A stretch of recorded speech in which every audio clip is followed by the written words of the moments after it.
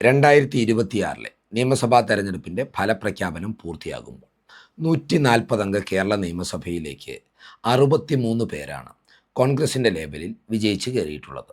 ഇവരിൽ പലരുടെയും വിജയത്തിന് ആ, ഏറെ പ്രത്യേകതകളുണ്ട്, വലിയ തിളക്കവുമുണ്ട്.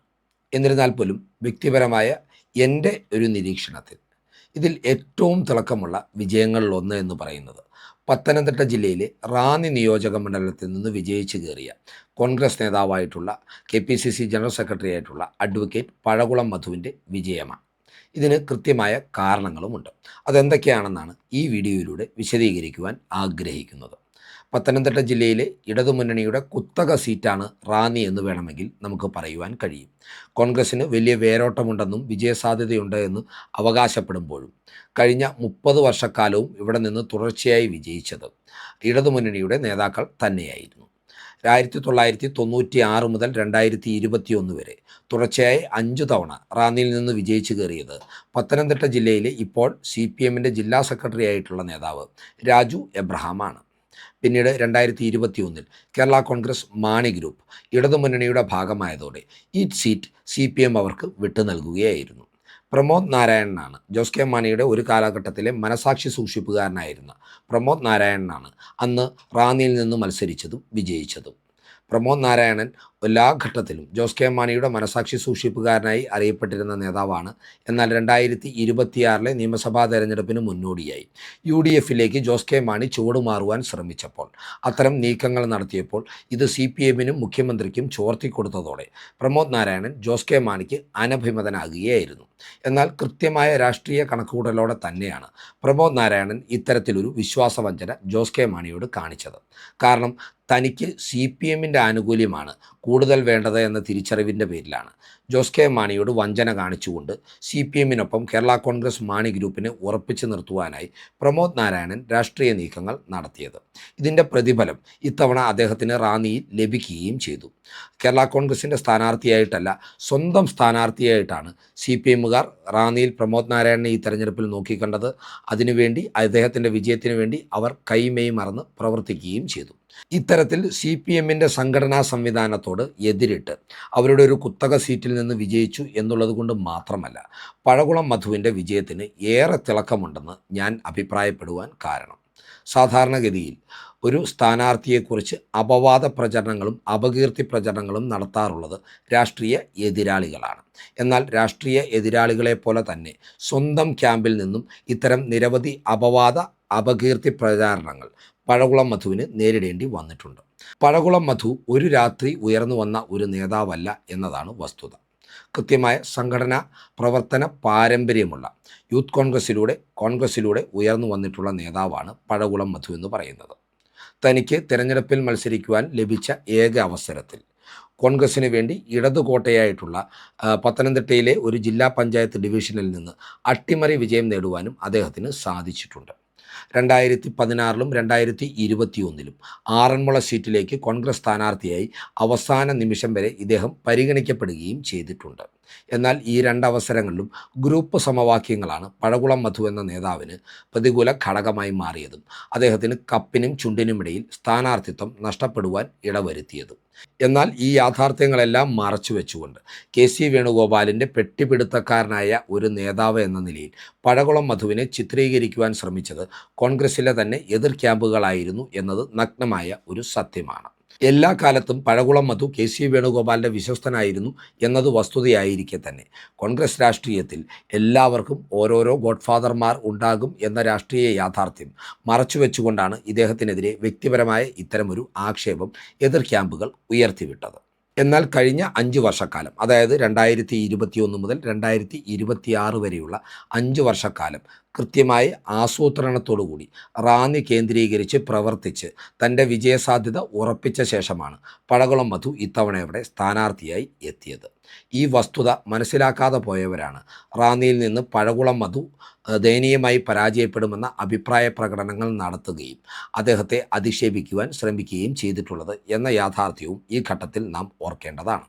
പഴകുളം മധുവിന് ടിക്കറ്റ് ലഭിച്ചതിന് ശേഷം പിന്നീട് കോൺഗ്രസ് ക്യാമ്പിനുള്ളിൽ നിന്ന് തന്നെ അദ്ദേഹത്തിൻ്റെ എതിരാളികൾ നടത്തിയ മറ്റൊരു വ്യാജ പ്രചരണം എന്ന് പറയുന്നത് റാന്നി സീറ്റ് പഴകുളം മധു അല്ലാതെ മറ്റാര് മത്സരിച്ചിരുന്നെങ്കിലും വിജയിക്കുമെന്ന പ്രചാരണമായിരുന്നു. ഒരു സീറ്റ് തെറ്റായ സ്ഥാനാർത്ഥി നിർണയ തീരുമാനത്തിലൂടെ കോൺഗ്രസ്സുകാർ കൊണ്ട് കളഞ്ഞു എന്ന പ്രചാരണം വരെ കോൺഗ്രസ് ഹാൻഡിലുകളിൽ നിന്ന് ഈ തെരഞ്ഞെടുപ്പ് കാലത്ത് ഉണ്ടായിട്ടുണ്ട്. ഒരു വ്യക്തിയുടെ രാഷ്ട്രീയ വളർച്ചയെ തടയുവാനുള്ള ബോധപൂർവമായിട്ടുള്ള നീക്കങ്ങളായിരുന്നു ഇതിന് പിന്നിലെന്നും നാം മനസ്സിലാക്കേണ്ടതുണ്ട്. അപ്പോൾ ഇത്തരം വ്യാജ പ്രചരണങ്ങളെ കൂടി അതിജീവിച്ചുകൊണ്ടാണ് പഴകുളം മധു ഇത്തവണ നിയമസഭയിലേക്ക് വിജയിച്ചു കയറുന്നത്. റാന്നിയെ സംബന്ധിച്ച് കോൺഗ്രസ് പാർട്ടിക്കുള്ളിൽ നിലനിന്നിരുന്ന മറ്റൊരു മിത്ത് തകർക്കുവാനും ഈ തെരഞ്ഞെടുപ്പിൽ പഴകുളം മധുവിന് സാധിച്ചിട്ടുണ്ട്. കോൺഗ്രസ് ഒരു മതേതര പ്രസ്ഥാനമാണെങ്കിൽ പോലും സാമുദായിക സമവാക്യങ്ങൾ അടക്കം പരിഗണിച്ചാണ് എല്ലാ ഘട്ടത്തിലും അവർ സ്ഥാനാർത്ഥി നിർണയം നടത്താറുള്ളത്. റാന്നി പോലൊരു സീറ്റിൽ തുടർച്ചയായി പരാജയപ്പെടുമ്പോഴും കോൺഗ്രസിൻ്റേതായി ക്രൈസ്തവ സ്ഥാനാർത്ഥിക്ക് മാത്രമേ റാന്നിയിൽ വിജയസാധ്യതയുള്ളൂ എന്ന ഒരു നിലപാടാണ് നേതൃത്വത്തോട് പല പ്രാദേശിക നേതാക്കളും ആവർത്തിച്ചിരുന്നത്. എന്നാൽ ഈ ഒരു മിത്തിനെ മറികടന്നുകൊണ്ട്, ഈ ഒരു പരമ്പരാഗത കാഴ്ചപ്പാടിനെ മറികടന്നുകൊണ്ട് പുതിയൊരു പരീക്ഷണമാണ് ഇത്തവണ പത്തനംതിട്ടയിൽ കോൺഗ്രസ് നടത്തിയത്. പരമ്പരാഗതമായി കോൺഗ്രസിൽ നിന്ന് നായർ പ്രതിനിധികൾ മത്സരിക്കാറുള്ള ആറന്മുള സീറ്റിലേക്ക് ഓർത്തഡോക്സ് വിഭാഗക്കാരനായ അബിൻ വർക്കിയെയും പരമ്പരാഗതമായി കോൺഗ്രസിൽ നിന്ന് ക്രൈസ്തവ സ്ഥാനാർത്ഥികൾ മത്സരിക്കാറുള്ള റാന്നി നിയോജക മണ്ഡലത്തിലേക്ക് നായർ സ്ഥാനാർത്ഥിയെയും അവതരിപ്പിച്ചുകൊണ്ടായിരുന്നു കോൺഗ്രസിൻ്റെ ഈ പരീക്ഷണം പൂർണ്ണമായി വിജയം കണ്ടതിൻ്റെ ഫലമായിട്ടാണ് ഉജ്ജ്വലമായ ഭൂരിപക്ഷത്തിൽ ആറന്മുളയിൽ നിന്ന് മന്ത്രിയായിട്ടുള്ള വീണ ജോർജിനെ പരാജയപ്പെടുത്തി അബിൻ വർക്കി വിജയിച്ചു കയറിയതും പ്രമോദ് നാരായണനെ ഇടതുകോട്ടയിൽ 4000-ലധികം വോട്ടുകളുടെ ആധികാരിക ഭൂരിപക്ഷത്തിൽ പരാജയപ്പെടുത്തിക്കൊണ്ട് റാന്നിയുടെ ജനപ്രതിനിധിയായി പഴകുളം മധു വിജയിച്ചു കയറിയതും. സാധാരണയായി കോൺഗ്രസ് പാർട്ടിക്കുള്ളിൽ പലർക്കും അവസരം നിഷേധിക്കപ്പെടുന്നത് മുതിർന്ന നേതാക്കൾ മാറിക്കൊടുക്കാത്തതുകൊണ്ടാണ്. എന്നാൽ പഴകുളം മധുവിൻ്റെ കാര്യത്തിൽ ഇവിടെയും ഒരു വിരോധാഭാസം നിലനിൽക്കുന്നുണ്ട്. അദ്ദേഹം തന്നെ വലിയ താല്പര്യമെടുത്ത് വളർത്തിക്കൊണ്ടുവന്നിട്ടുള്ള യുവ നേതാക്കളിൽ പലരുടെയും ജനസ്വീകാര്യത പഴകുളം മധുവിൻ്റെ സ്ഥാനാർത്ഥിത്വത്തോട് നെറ്റിചുളിക്കുന്ന ഒരവസ്ഥയിലേക്ക് നാട്ടുകാരെ കൊണ്ട് എത്തിച്ചു എന്നതാണ് വസ്തുത. എന്നാൽ ഈ നേതാക്കളെ കണ്ടെടുത്തതും അവസരങ്ങൾ നൽകി മുന്നോട്ട് കൊണ്ടുവന്നതും പഴകുളം മധു എന്ന നേതാവിൻ്റെ നേതൃമികവാണ് എന്ന് തിരിച്ചറിയുന്നതിൽ പലരും പരാജയപ്പെട്ടു പോയിട്ടുണ്ട്.